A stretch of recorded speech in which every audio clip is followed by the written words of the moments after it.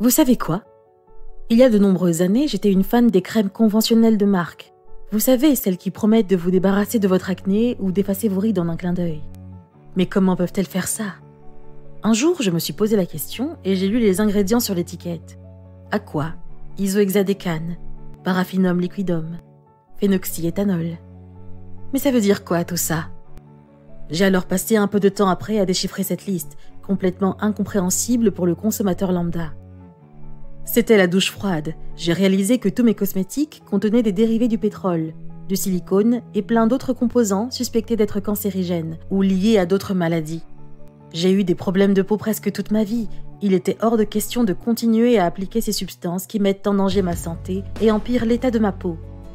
Mais alors, vous vous demandez peut-être comment faire pour savoir si le produit que vous achetez est bon pour votre peau et pour votre santé.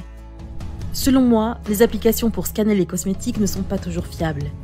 Le meilleur outil, c'est une base de données créée par une journaliste française indépendante. Il suffit de vous rendre sur www.laveritésurlescosmétiques.com et cliquer sur Recherche INCI. Pour cet exemple, j'ai pris un fluide matifiant d'une marque très connue, vendu en pharmacie et recommandé pour les peaux à problème par les dermatologues. Il suffit de prendre votre flacon, d'entrer les ingrédients l'un après l'autre et vous pourrez voir l'évaluation de très bien à déconseiller. Voilà l'évaluation pour ce soin. Les ingrédients sont listés dans un ordre décroissant. Dans une crème, on retrouvera presque toujours l'eau en premier, qui est nommée aqua.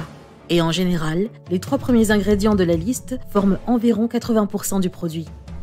Donc, dans ce produit, il y a beaucoup d'eau. L'eau n'apporte pas grand-chose à la peau. Elle n'hydrate pas. La peau a même plutôt tendance à repousser l'eau.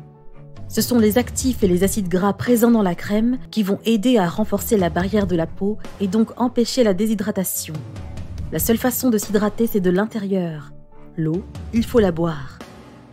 En 3e position, vous retrouvez de l'isohexadécane, qui est un dérivé du pétrole.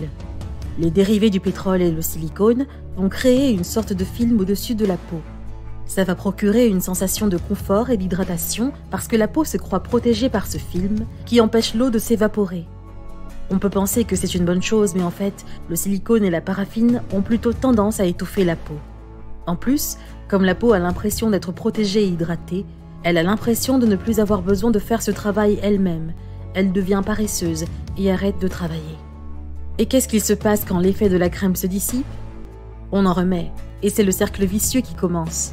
Plus on en met, moins la peau travaille par elle-même. À la longue, les problèmes de peau apparaissent. Inconfort, rougeur, acné. La peau devient soit trop sèche ou soit trop grasse. En fait, en utilisant ce genre de crème, on fragilise sa peau. La majorité des composants de cette crème sont mal notés. On va retrouver aussi 2 conservateurs peu recommandés, un autre dérivé du pétrole et des PEG qui posent un problème écologique.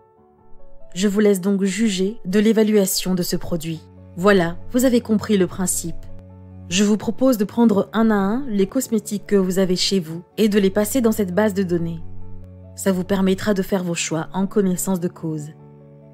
Du côté de And the Green, on prône la transparence. Nous nous engageons à n'utiliser que des ingrédients notés bien ou très bien dans cette base de données.